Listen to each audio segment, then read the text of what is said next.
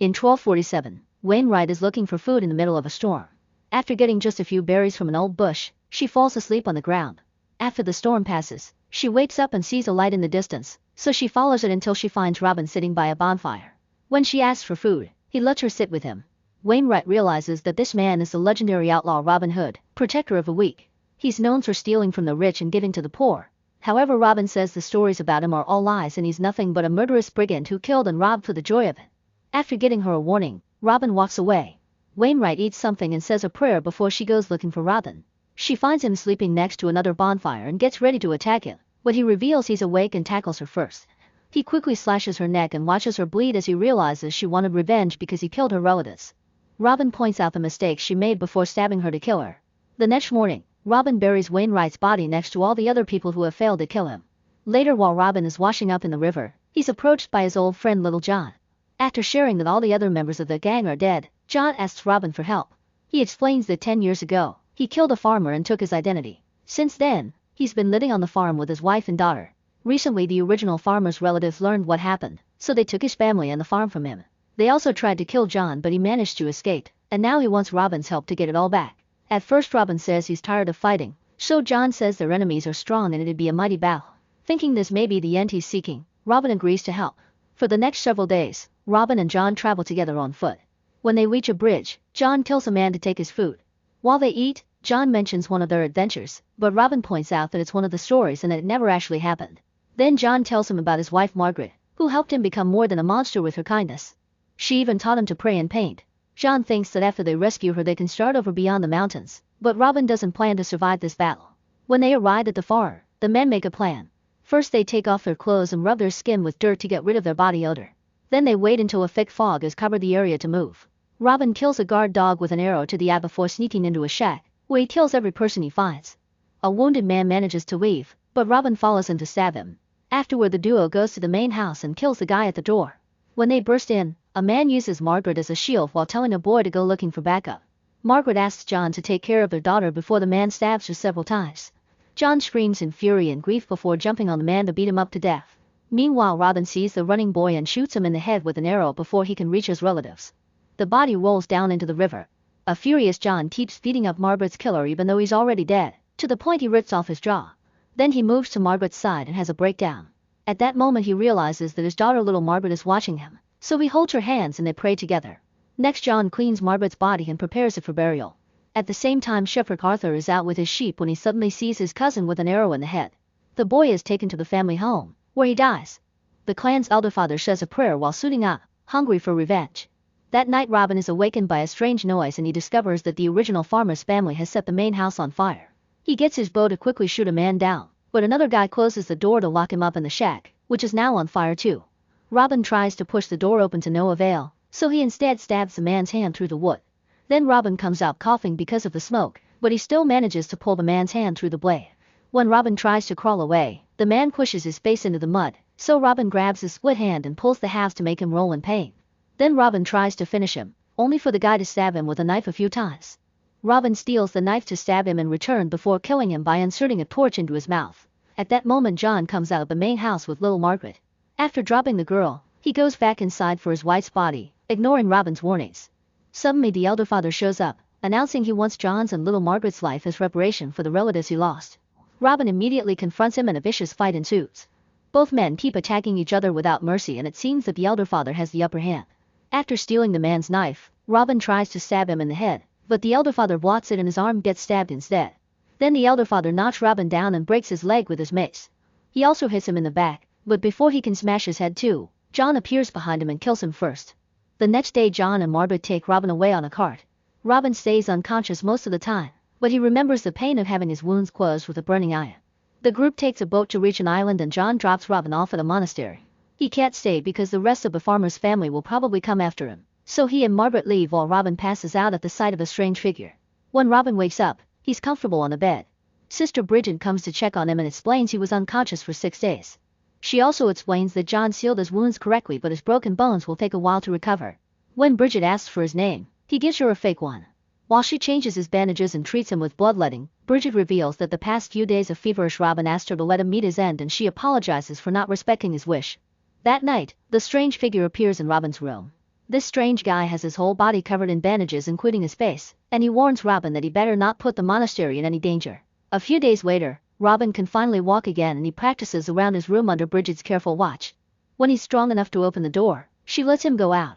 Robin looks around the area and finds a kind community living together in harmony. Bridget tells Robin that he must help if he wants to stay longer, so he promises to hunt some animals.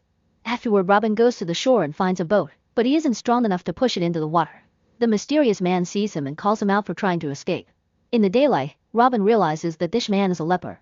After sharing some philosophy about God and taking it easy to recover, the leper explains he's in charge of the boat and uses it to transport people who aren't strong enough to row. However, he refuses to take Robin, saying he must first pay his debt with the monastery. In the afternoon, Robin makes a bunch of arrows and a bow. Then he goes to the forest, only to discover he can't use the bow because his body hasn't recovered enough yet. At that moment, a kid comes to tell him that the leper has brought someone new. Robin rushes to the shore and is shocked to find little Margaret, who immediately runs to hug him and informs him that John is dead. The next day in the forest, Robin catches a rabbit using a trap. He notices Margaret watching him from behind a tree, so he steps on the rabbit's neck to kill it, causing Margaret to run away. When Robin returns to the monastery, he asks the leper about his past and the trip with Margaret, but instead of answering, the leper teaches him about the fruits they're growing. Later, Bridget changes Robin's bandages and tells him that Margaret won't sleep, eat, or speak. Robin shares the kid's name and that her parents are dead, but he doesn't give Bridget any details. She immediately can tell he's lying, but she still offers to pray for Margaret's parents. Robin gives her John's fake name and she recites a beautiful prayer in his memory. One afternoon, Robin hears some screaming and discovers a bleeding child while Margaret is running with a knife. Bridget tries to stop her, but Margaret is fast enough to escape. Now the whole community has to go looking for her. On the beach, Robin finds some footprints and follows them into a cave where Margaret is sleeping with a knife in her hand. When Robin wakes her up, she points the blade at him, but he easily takes it from her. He asks her who hurt her, but Margaret doesn't answer. Next he asks if she was followed and Margaret shakes her head. She doesn't speak until Robin makes her say his name and she mentions the fake one, getting Robin's approval. However, he becomes very angry when Margaret asks who little John is, telling her that a cat will rip off her tongue if she ever says that name again. Robin takes Margaret back to the monastery and Bridget expresses her gratitude. She shares the story behind the monastery's foundation and admits she believes it has power. Robin thinks giving stories power is dangerous because it makes men do terrible things. Then they check on Margaret and finally convince her to eat. A few mornings later, Robin is helping the leper, who reveals he doesn't have much time left. At that moment, Robin sees smoke on the mainland, so the leper leaves to pick up another person. In the afternoon, Robin teaches Margaret how to clean a rabbit, but he gets distracted by the leper's return. The person he's brought is Arthur, who has lost an eye. While Bridget takes care of him, Robin introduces himself with a fake name. Arthur doesn't recognize him and shares that he was attacked while he was looking for his niece, which Robin finds suspicious. Later, Robin teaches Margaret how to use a bow in the forest. He asks her if she knows Arthur or if she knows the men who hurt her father, but Margaret explains that her papa made her run. She asks for her father's name, but Robin refuses to say it and distracts her by telling her how to fix the bow she made. Margaret would rather have one made by him, so Robin agrees to get her one. One night, Robin sees Bridget leave the monastery and decides to follow her. She enters a cave where she burns some incense before getting busy with her hand. Robin watches it all from the shadows. When Bridget turns around, he's gone. Meanwhile, Arthur recovers quickly and starts helping by chopping wood. Robin gets the things ready for the new bow and Margaret hugs him in gratitude before running to play with the other kids. When Robin notices Arthur staring at Margaret, he tells him to come hunting with him. In the forest, Robin asks Arthur many questions about his family, desperate to confirm his identity.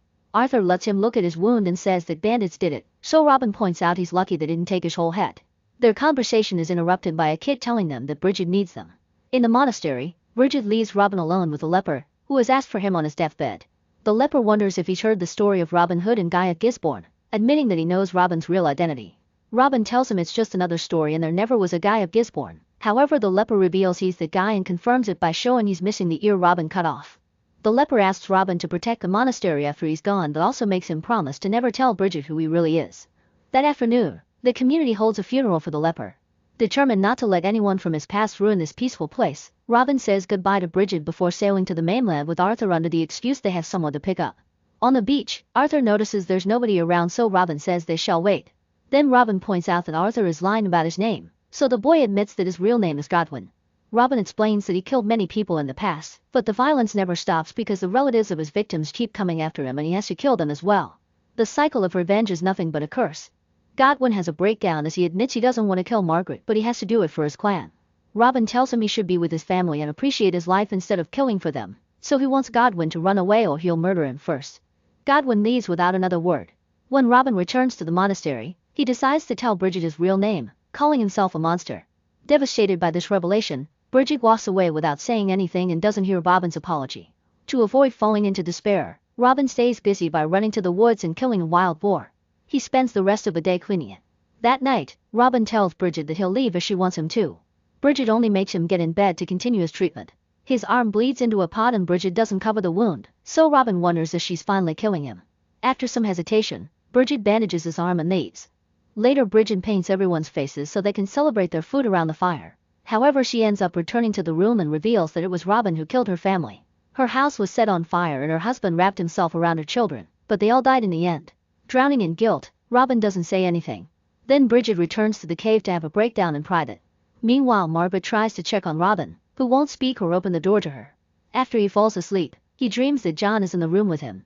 John promises he'll rescue Robin and Margaret from the monastery before sharing stories about his wife. The dream ends when an arrow goes through John's head, and Robin sees himself shooting it. In the morning, Robin searches for Bridget and tells her he's ready to meet his end. Bridget points out that she owes this life of helping people to his crimes, which doesn't feel right. She's never killed anyone before and she's only supposed to help people, so Robin assures her that his death would equal helping him. They return to the room and Bridget starts the treatment, but this time she doesn't stop the bleeding. At that moment Robin sees Margaret at the door, so he tells her John's real name and shares the story of how they met on a bridge decades ago. When Bridget starts having second thoughts and tries to cover his arm, Robin stops her. Then he makes Margaret promise that she'll never tell anyone who her father is, otherwise revenge seekers will come for her. When Margaret comes closer, Robin gives her the brand new bow and guides her on how to use it. As Margaret shoots an arrow, Robin takes his last breath.